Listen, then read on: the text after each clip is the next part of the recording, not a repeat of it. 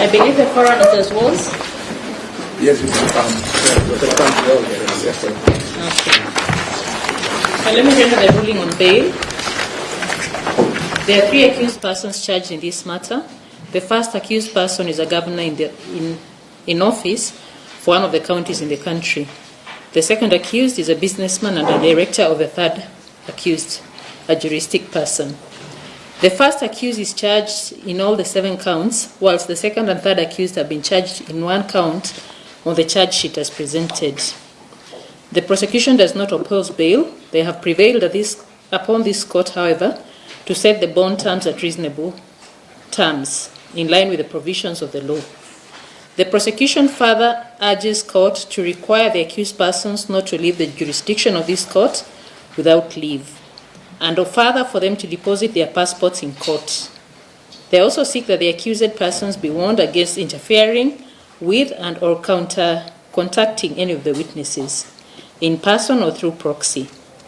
Lastly, they seek that the accused and their advocates refrain from public commentary on the matter, now that it is already in court. The defense have reiterated that bail is now a constitutional guarantee. They have emphasized their good faith in cooperating with the investigative agency, that as soon as their clients were made aware of these investigations, they cut short all their other engagements in preference for availing themselves to EACC for recording of statements. They urge the court to see it in the same light and give them credit in terms of the bond terms to be set. They urge further that their clients are the right candidates for a free bond. The defense also commits not to make public comment on the matter and urge the ODPP to also show the same restraint. It is indeed not contested that the issues of bail are not contested. The provisions of Section 123A of the Criminal Procedure Code are what I will take into consideration in setting the terms for the accused's release. There are 4 elements to be considered. 1, the nature or seriousness of the offense. B, the character, antecedents, and associations and community ties of the accused persons. C, the past records or fulfillment of obligations under previous grants of bail. And lastly, the strength of the evidence the accused having committed the offense. It's not contested that the accused persons are well lodged within their communities. No records further have been presented in this court on the past records of the accused having failed to comply with bail terms set. What is readily available to this court's information is the nature and seriousness of the offenses the accused are facing. This, of course, is not on the strength of the evidence of commission of the crime, but just on the mere pronouncement of the legislative instruments under which the charges are brought, and the number of charges preferred against each of the accused.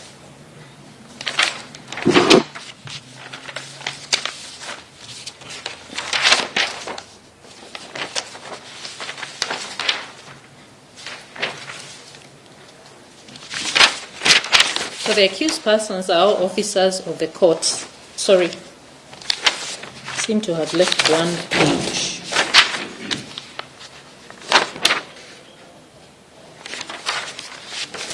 No doubt the offences are of a serious nature, as all the offences are brought under the ASECA, Anti-Corruption and Economic Crimes Act, as well as the POCAMLA, Proceeds of Crime and Anti-Money Laundering Act provisions. The first accused, as I had already stated, faces 7 counts, and this court takes into consideration the serious nature of the offences and the number of the counts set in his terms of bond to be set as follows. The first accused may be released on a bond of 15 million in the alternative to a cash bail of 5 million. The second accused may be admitted to a bond of 5 million in the alternative to a cash bail of 2 million. Both accused persons are directed not to contact or in any way interfere with the prosecution witnesses by themselves or through proxies. Both accused persons are required to deposit their passports in court within 7 days from today's date. Further, they are not to leave Kenya or exit the Kenyan jurisdiction without leave of court. The accused persons and all officers of court are countermanded against making a public commentary of this matter and or in any way offending the sub judice rule. The accused are hereby notified that breaches of any of the foregoing conditions shall attract legal consequences, including but not limited to cancellation of the bond or bail terms. The prosecution are to avail to the accuseds all documentary evidence they intend to rely on, and further the witness statements. And an inventory of the same is to be kept with the parties appending their signatures and have it filed in court. This matter is now allocated to court number 3, which may give further directions on pre-trial and also to hear and determine it. Shall we take a mention date? Is there any issue that is clear before we take a mention, unclear before we take a mention date? I don't know the gist in which you have arrived at 5 million shillings for my client. Mm-hmm. Your client is? The second accused? The first accused. Uh-huh. I'm asking whether it's visa. Yes. We have been before this court in several instances, and in many matters currently being handled. Yes. We just wanted to maybe give us, because this is the court. Yes, of course. It's under your discretion. So We there. are really requesting for how a 2 million claim over the issue of 5 million. Okay. And the same is supposed to be in cash that we are supposed to believe. I understand what you're saying, Counsel. Yes. In short, what I have taken into consideration is the nature of the allegations that have been brought against your client. They are all brought under not the Procurement Act, but under POCAMLA and the ASECA Act. Of course, you're aware that all those are felonies. Then the second issue is that he's a sitting governor in office, and so therefore has more control over the witnesses and just that public perception of who he is and the kind of matters that would arise. we've taken we've got the terms of the bill. Yes. We're going to request, Your Honor, before we take a mention date. We can take a mention date. We can take a mention date. Okay. If at an appropriate time we might revisit the issue, but for now, yes, we can just take a mention date. I don't know what date you are willing to suggest for us, Mr. Nook. Is the 17th still available? Maybe before we address the issue of dates. Yes. It appears the court might have confused the second accused as being a serving officer. As being a serving officer, it's not a public officer. No. Please read. Kindly, I understand.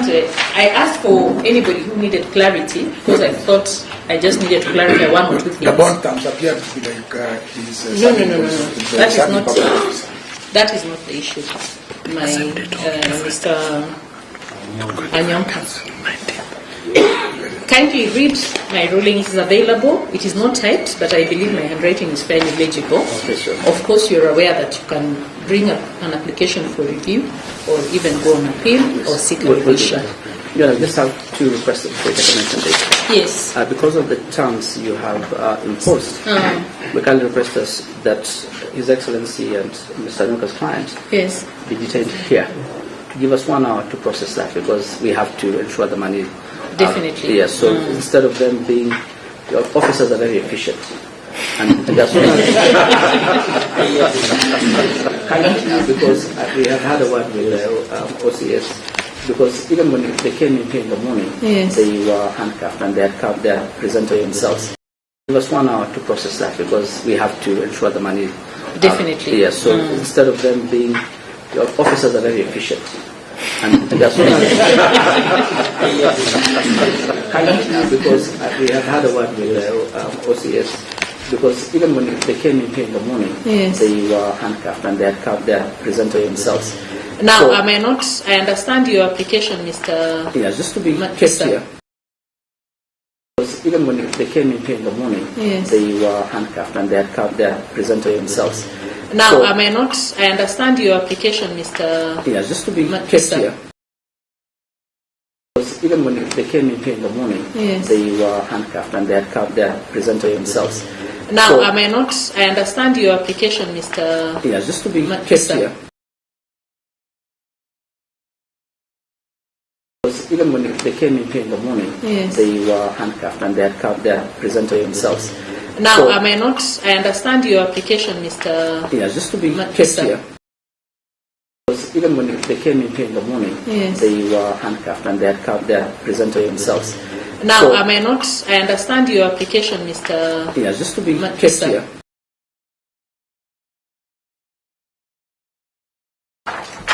You'll consider bringing that formally maybe tomorrow, if need be. Yes.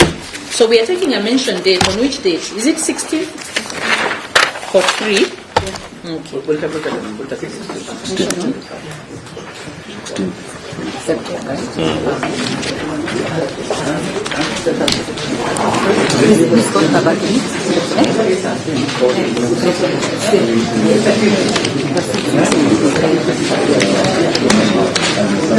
it.